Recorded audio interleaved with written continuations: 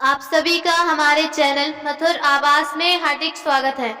अगर आपको हमारी कहानी अच्छी लगे तो चैनल को लाइक शेयर एंड सब्सक्राइब जरूर करें। कर्नल रविंद्र सैनी दिल्ली के पॉश कॉलोनी में रहते हैं, जहां 5 कमरों का एक बंगला है। बंगला तो 5 कमरों का है, लेकिन उस बंगले में रहने वाले अकेले का कर्नल सैनी ही घर में सारी सुख सुविधाएं हैं। उन्हें कोई काम भी नहीं करना पड़ता। खाना बनाने के लिए रसोइया है, कहीं आने जाने के लिए घर में कार है। कर्नल सैनी के पास सुख सुविधाओं की कोई कमी नहीं, लेकिन अगर किसी चीज की कमी है तो अपनेपन की, अपने लोगों की, अपनों साथ की। बुढ़ापे में जितनी जरूरत अपनों के प्यार और साथ की होती है, उतनी और किसी चीज की नहीं होती। ऐसा नहीं है कि रविंद्र सैनी के बेटा बेटी या बहू नहीं है। उनके 2 बेटे हैं और 1 बेटी। एक बेटा पुणे में साइंटिस्ट है और दूसरा बेटा प्रयागराज में वकील है और बेटी चंडीगढ़ में एक बड़े कॉलेज में प्रिंसिपल है। सैनी जी के तीनों बच्चे बहुत अच्छी पोस्ट पर हैं, लेकिन एक भी बेटे या बेटी के पास पिता के लिए समय नहीं। दोनों बेटे और बेटी अपने अपने कामों में इतने व्यस्त हैं कि महीने भर में सिर्फ 2 मिनट के लिए पिता से बात करते हैं, थोड़ा सा हालचाल जानते हैं और बस फोन को काट देते हैं। जब से तुम्हारी माँ गई हैं, तब से मुझे इधर अकेले अच्छा नहीं लगता। अकेला घर खाने को दौड़ता है। जब तक घर में माँ थी तब तक तो बुढ़ापे का समय निकल जाता, लेकिन अब अकेले दिन नहीं करता। मन करता है कि अपने बेटे बहू के पास चले जाऊं, उनके साथ अपनी बची जिंदगी बिताऊं, लेकिन एक भी बेटा अपने पिता की बात को सीरियसली नहीं लेता। एक कान से सुनता है, दूसरे से निकाल देता है। एक दिन रविंद्र सैनी अपने बंगले के छोटे पार्क एरिया में बैठे अकेले चाय पी रही हैं, लेकिन उनका दिल घबरा रहा है। आज उन्हें अपनी पत्नी की बहुत याद आ रही है, क्योंकि आज उनकी पत्नी को गए 2 साल हो गए। पूरे 2 साल से वो इस घर में अकेले रह रहे हैं। इन 2 सालों में उनका एक भी बेटा और बेटी उनसे मिलने नहीं आए, क्योंकि उनके पास अपने काम के अलावा समय नहीं। बस जब माँ का देहांत हुआ तब 4 दिन की छुट्टी लेकर आई और उसके बाद वापस चले गए। कर्नल रविंद्र सैनी बैठे बैठे सोचते हैं कि निर्मला, जब तुम हमारे साथ रहती तो यही बंगला कितना हंसता खिलखिलाता था। इसी बंगले में हमारे छोटे छोटे बच्चे खेलते, पूरा घर आंगन से भरा था।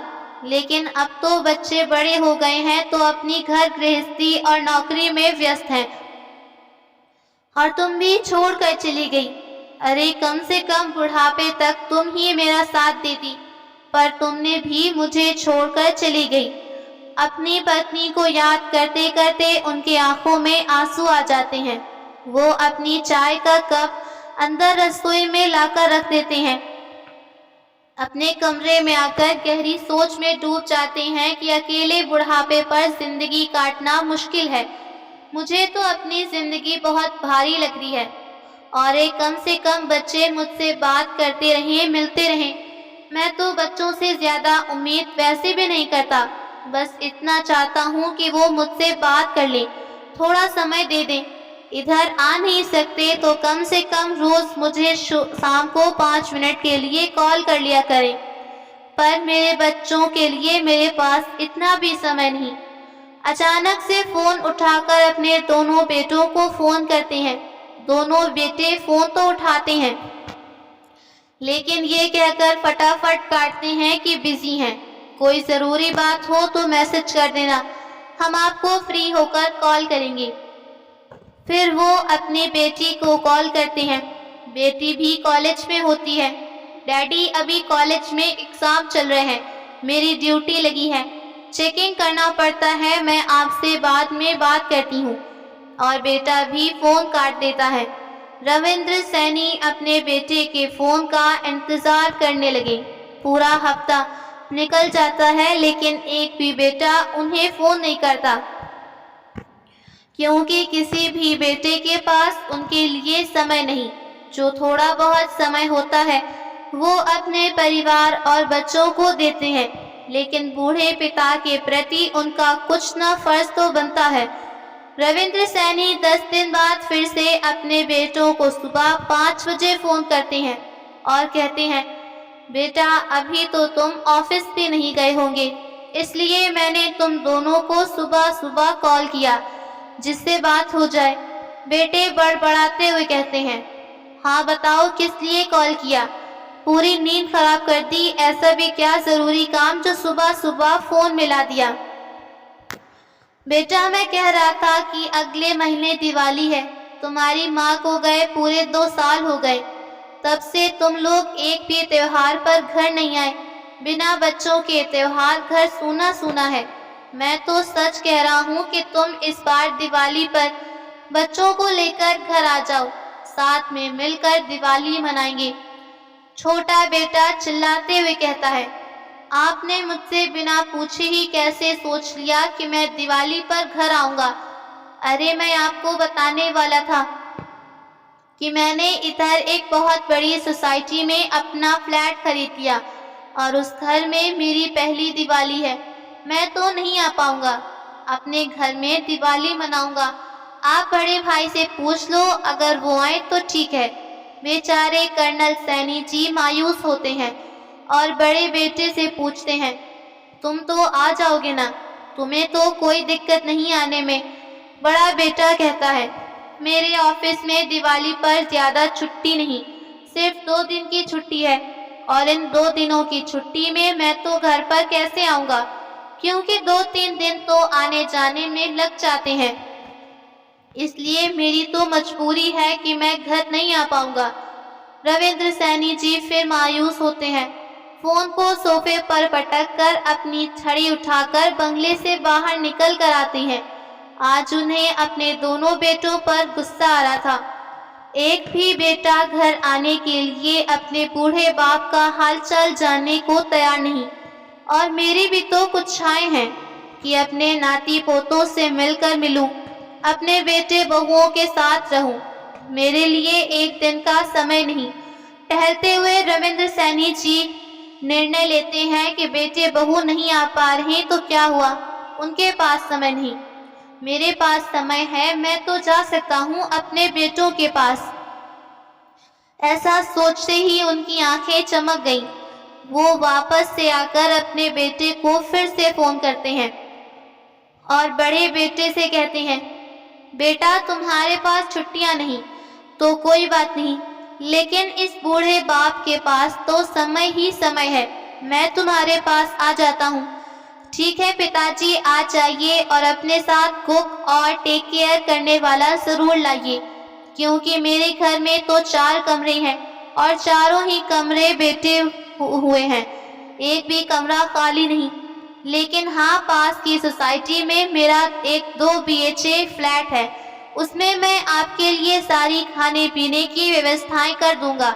इसलिए कह रहा हूँ कि अपने साथ खाना बनाने का कुक और आपकी दवाइयों का ध्यान रखने वाला जरूर लाइएगा, क्योंकि मेरे पास इतना समय नहीं कि मैं आपके पास आकर आपका ध्यान रखूं।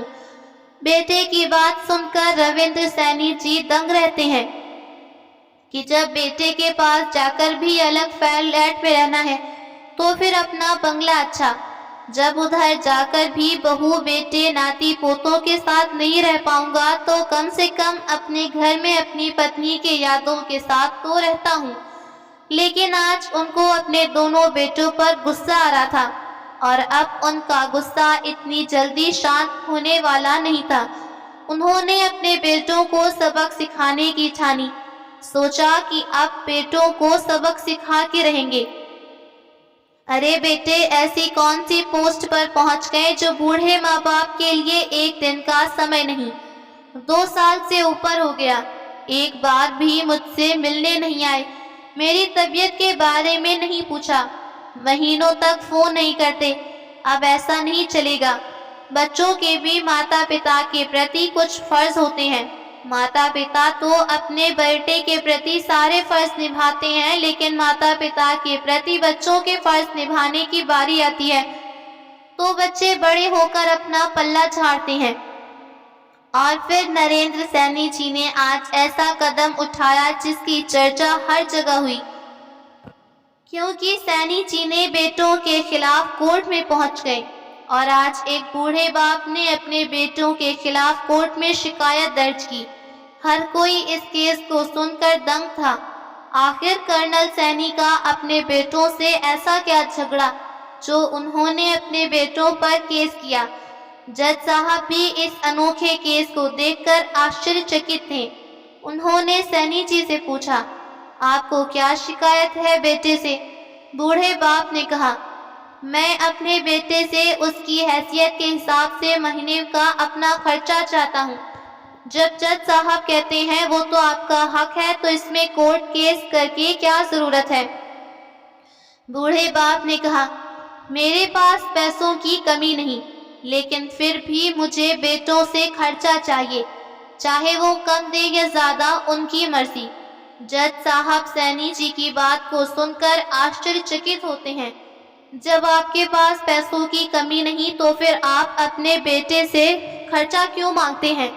बूढ़े पिता ने अपने बेटे का नाम और पिता देते हुए कहा, जज साहब क्या आप मेरे बेटे को अदालत में बुलाएंगे तो सब पता चल जाएगा। जब दोनों बेटे अदालत आए तो जज साहब ने कहा, आपके पिताजी आपसे हर महीने खर्चा लेने चाहते हैं, चाहे कम ही क्यों ना हो। बेटा भी जज साहब की बात सुनकर दंग रहता है और पिताजी की तरफ देखता है कि उन्होंने ऐसा क्यों किया। मेरे पिताजी तो बहुत अमीर हैं, उनके पास बंगला है, गाड़ी है, पैसों की कमी नहीं, फिर क्यों ऐसा किया?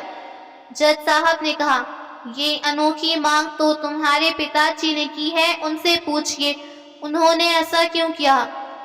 आप मेरे बेटे से कहिए कि वो मुझे 500 देगा, और वो भी अपने हाथों से, और उस पैसे से मैं बिल्कुल भी देरी नहीं करेगा। जज साहब ने बेटे से कहा कि तुम हर महीने 500 रुपए बिना किसी देरी के अपने पिता के हाथ में रखोगे। अदालत तुम्हें ये आदेश देती है। अदालत ने आदेश दिया है, बूढ़े पिता ने केस किया है, तो बेटों को अदालत की बात माननी पड़ेगी। वो अपने हाथों से 500 रुपए देने को तैयार होते हैं और फिर केस रफा दफा होता है।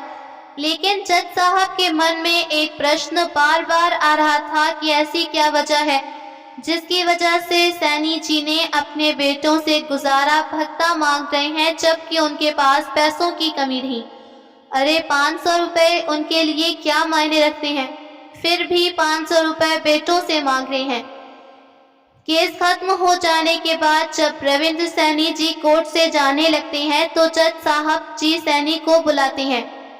अगर आप बुरा ना माने तो क्या आपसे एक बात पूछूं कि आपने अपने बेटे के खिलाफ मुकदमा क्यों किया?